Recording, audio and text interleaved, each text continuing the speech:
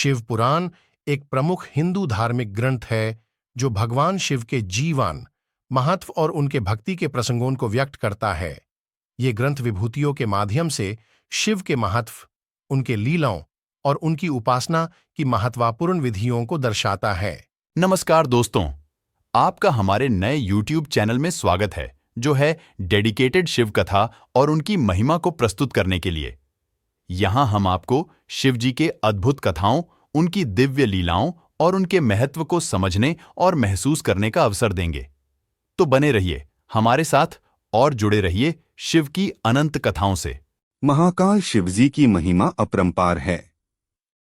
उन्हें प्रसन्न करने के लिए किसी खास प्रयास या पूजा पाठ की जरूरत नहीं होती, बल्कि सच्ची श्रद्धा और पूरे मन से किया गया प्रयास आपको भोलेनाथ की कृपा का पात्र बना सकता है।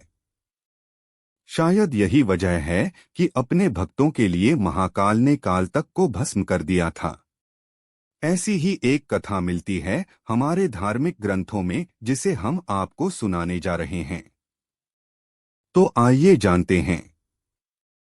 भक्त के प्रति महाकाल की अगाध आस्था की जिस कहानी का हम जिक्र कर रहे हैं, वह स्वयं भगवान कार्तिकेय ने संतों को सुनाई थी। इसके अनुसार राजा श्वेतकेतु, जो कि भोलेनाथ के परम भक्त थे, उन्होंने काल को भी जीत लिया था। राजा श्वेतकेतु सदाचारी, सत्यवादी, धर्म के मार्ग पर चलने वाले शूरवीर और प्रजापालक राजा थे। वह अत्यंत ही निष्ठा और प्रेम भाव से प्रजा का पालन और अगाध आस्था और श्रद्धा भाव से शिव भक्ति करते थे। उनके इस भक्ति भाव से महाकाल अत्यंत प्रसन्न थे। उनकी कृपा से श्वेतकेतु के राज्य के लोग दुख, दरिद्रता, अकाल मृत्यु और महामारी से अछूते थे।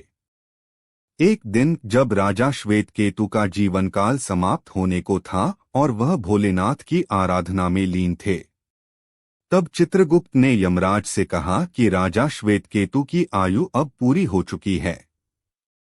अब उनके प्राण हरने का समय है। तब यमराज ने अपने दूतों को आज्ञा दी कि वे जाएं और श्वेतकेतु के प्राण हर लाएं। यमदूत राजा श्वेतकेतु के पास पहुंचे तो वह शिव मंदिर में थे। दूत बाहर ही खड़े हो गए। श्वेतकेतु गहरे ध्यान में थे। बहुत देर हो गई, न श्वेतकेतु का ध्यान टूटा न यह दूत हिले। दूत बिना अपना काम किए खड़े रहे। जब वे वापस नहीं पहुंचे तो यमराज ने विलंब होते देखा तो कालदंड संभाला और खुद चल पड़े। दूतों के आने में देरी होने के चलते यमराज स्वयं ही राजा श्वेतकेतु के प्राण हरने पहुंचे।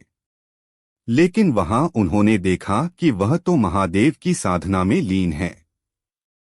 अब तो वह सोच में पड़ गए कि इसके प्राण कैसे हरें। उन्होंने सोचा कि यह अभी पूरी तरह शिव पूजा में डूबा है। इस स्थिति में शिव पूजा का उल्लंघन नहीं किया जा सकता। तब वह भी बाहर ही खड़े हो गए। उधर जैसे ही काल को इसकी सूचना मिली तो उन्होंने तलवार निकाली और शिव मंदिर में जा घुसे। काल ने देखा कि राजा श्वेतकेतु अभी भी भगवान शिव के लिंग स्वरूप के सामने बैठे ध्यान मग्न हैं। वह झपटकर आगे बढ़ा और जैसे ही उसने राजा श्वेतकेतु के प्राण हरने के लिए तलवार उठाई, शिव ने अपना तीसरा नेत्र खोलकर काल की ओर देखा। भोलेनाथ का तीसरा नेत्र खुलते ही काल वहीं राजा श्वेतकेतु के सामने जलकर भस्म हो गया। थोड़ी देर बाद जब राजा श्वेतकेतु का ध्यान टूटा, उन्होंने अपनी आंखें खोली तो राख में बदल चुके काल को देखा। उन्हें चिंता हुई कि यह कौन है और क्या है। श्वेतकेतु ने भगवान शिव से पूछा, हे भोलेनाथ, ये किसकी राख है? इसे किसने और क्यों जलाया? तब भोलेनाथ ने बताया कि यह काल था, जो कि तुम्हारे प्राण हरने आया था। राजा श्वेतकेतु ने कहा कि हे महाकाल, यह तो आपकी ही आज्ञा से तीनों लोक में विचरता है, लोक को नियंत्रण में रखता है। इसी के भय से तो लोग पुण्य कार्य करते हैं। आप इन्हें अतिशीघ्र जीवनदान दे दें।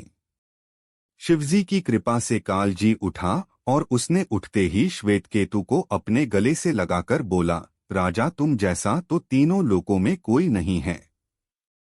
तुमने तो अजय काल को भी जीत लिया। जीवनदान पाकर काल और यमराज ने कहा कि ऐसे जातक जो शिवजी के परम भक्त हैं, सच्चे मन और पूरी श्रद्धा से महाकाल की पूजा में लीन रहते हैं, सिर पर जटा और गले में रुद्राक्ष पहनते हैं, विभूति का त्रिपुंड ललाट पर लगाते और पंचाक्षर मंत्र का जप करते हैं, उन्हें कभी भी अकाल मृत्यु का ग्रास नहीं बनना पड़ेगा। कथा के अनुसार इस आशीर्वाद के बाद श्वेतकेतु ने लंबे समय तक राज किया और फिर महाकाल की कृपा पाकर उनमें ही विलीन हो गए। यह थी आज की कथा। उम्मीद है आपको पसंद आई होगी। ऐसे ही और भी कथाओं के लिए इस चैनल को जरूर सब्सक्राइब करें और कथा अच्छी लगी हो तो दोस्तों को शेयर करें। मिलते हैं अगले कथा के साथ। अगली कथा सुनने के लिए और शिव जी से जुड़े रहने के लिए इस चैनल को जरूर सब्सक्राइब करें। कथा अच्छी लगी हो तो लाइक कर दें। ओम नमः शिवाय।